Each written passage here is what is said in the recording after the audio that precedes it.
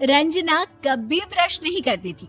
उसे कितनी बार उसके माँ बाप ने डांटा, लेकिन उसका कोई असर उस पर होता ही नहीं था, जिस कारण से उसके दांत पीले पीले हो जाते हैं। शादी के बाद अरे बहू, वैसे तो तुझ में कोई कमी नहीं है, पर तेरे दांत दांत इतने पीले कैसे हैं बेटा?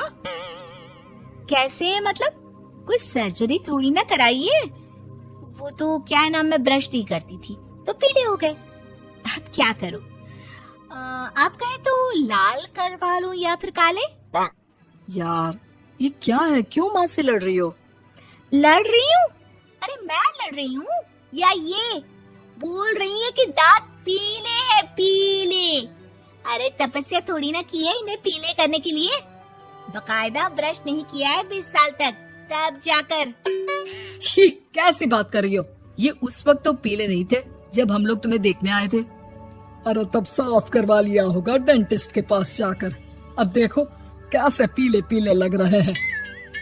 रंजना सास की तरफ गुस्से से देखती है। फिर शुरू हो गई पीले पीले पीले। अरे पीले तो तब भी थे जब मेरे हाथ का रसगुल्ला उड़ा उड़ा कर खा रही थी और बोल रही थी, लड़की नहीं गुणों का खजाना दे रहे भाई साहब आप। खैर, अब वो लोग करते भी तो क्या करते, पीले दांत वाली बहू पल्ले पड़ी थी तो झेलना तो था ही। एक दिन कीर्तन में रंजना गाना गा रही थी। अरे कमला बहन, माँ का द्वार है, यहाँ तो सब शुद्ध होकर आते हैं, फिर अपनी बहू को ब्रश भी नहीं करवाती तुम।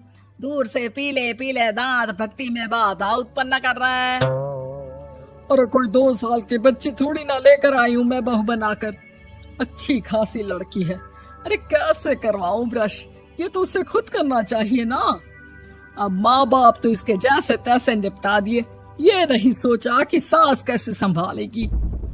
सास बहू को लेकर घर आ जाती है, लेकिन सोच लेती है कि अब इसे लेकर कहीं नहीं जाएगी।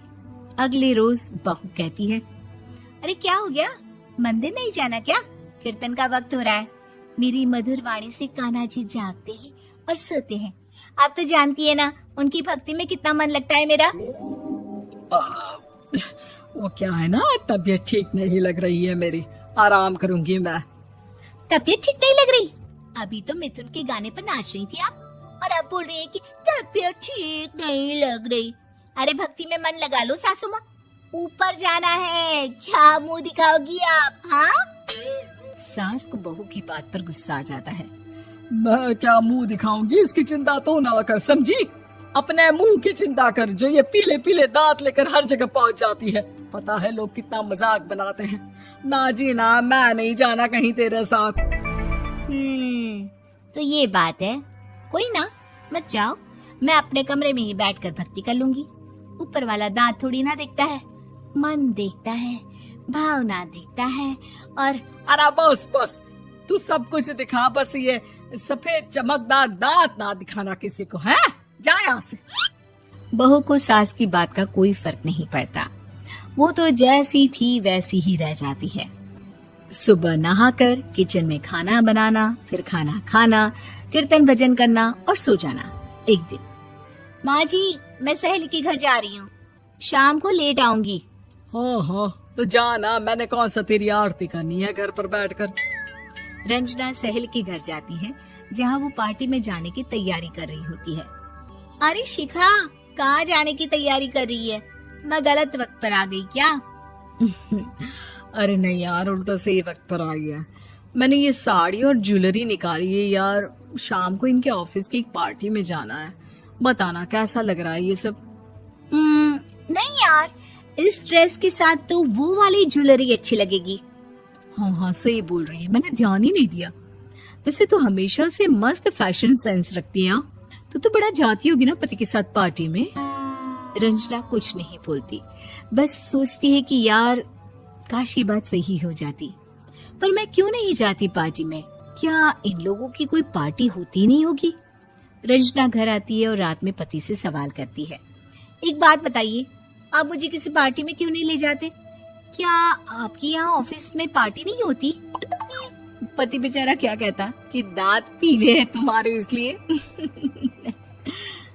अरे कोई पार्टी होती नहीं हम लोगों के ऑफिस में, तो कहाँ से लेकर जाऊं? और मार्केट, मॉल, कहीं वीकेंड घूमना, कहीं तो। अरे यार, सारे हफ्ते में एक छुट्टी मिलती है, तो सोचता हूँ कि आराम ही कर लूं। क्यों? रंजना मन मार के रह जाती है। पहले कभी सास के साथ मंदिर जाया करती थी, लेकिन वो भी सास ने ले जाना बंद कर दिया। घर बैठी बैठी रंजना बोर हो जाती है। तभी उसे आइडिया आता है और वो मायके जाने का सोचती है। सासू माँ, 2 दिनों के लिए मम्मी के घर जा रही हूँ। अच्छा ठीक है, आराम से जा। और हाँ, माँ से कुछ अच्छी आदत सीख कर आना कि कैसे शरीर के हर भाग की तरह दांतों की सफाई भी जरूरी होती है, समझी? शुरू हो गई ना आप। वो लोग आपकी तरह नहीं है कि छोटी छोटी बात का बतंगड़ बना दे। उन लोगों के लिए मैं मायने रखती हूँ, ना कि मेरे पीले पीले दांत।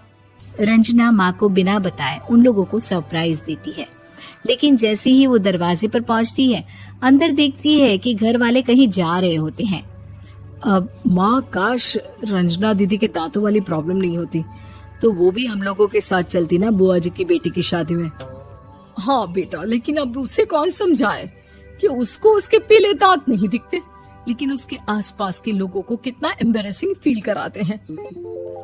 मुझे तो कितनी बार उसके स्कूल की टीचर ने शिकायत की कि उसके साथ कोई लड़की बैठना भी नहीं चाहती, और ना ही कॉलेज में कोई उससे बात करना चाहता था।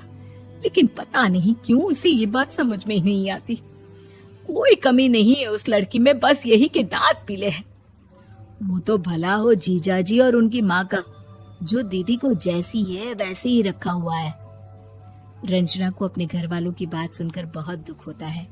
वो सोचती है कि वो क्या करे, लेकिन फिर वो सीधा डेंटिस्ट के पास जाती है, अपने दांत चमकाती है और कसम खाती है कि वो रोज ब्रश करेगी।